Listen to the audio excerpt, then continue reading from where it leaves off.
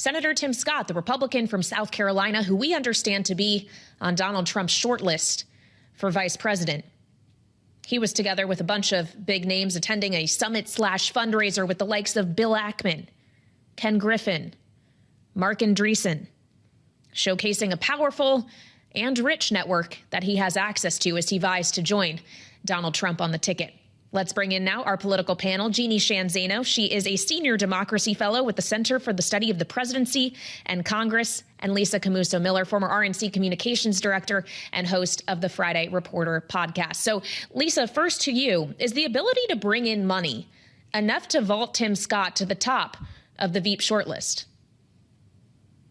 You know, Kayleigh, that is probably the biggest piece of this competition right now for Donald Trump is he's looking at every one of these candidates and how quickly and how much access they have to resources. And so, yes, I think the ability to raise money is absolutely one of those items that he will say is top of the list, because it's going to cost that much more every single day in order to win back the White House for him. And so having someone like Tim Scott who has access to those resources, I think still very much makes him a very viable candidate for the vice presidents.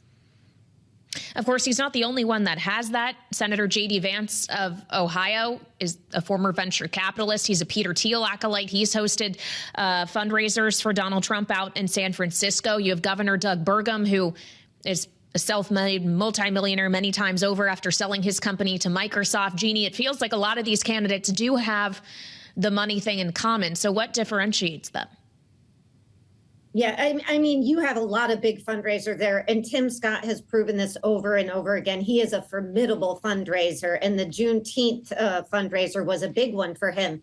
That said, he is lacking to a certain extent something that is also important for a VP candidate and for Donald Trump in particular, and that's the ability to perform well on TV. Once again, Sunday, we saw him on the Sunday shows where he continued to be pressed on where he stands on things like bump stocks, and he had trouble answering in a way that appeared authentic and strong. Similarly, a month ago or about a month ago, when he was on Meet the Press with Kirsten Welker, and he was asked repeatedly, would you certify the 2024 election? And he repeatedly kept getting pressed and had difficulty answering beyond Donald Trump will win. So his ability to perform on television, on the stump, so to speak, is something else to keep in mind, because that's something any presidential candidate would want in a vice president, and of course, Donald Trump in particular.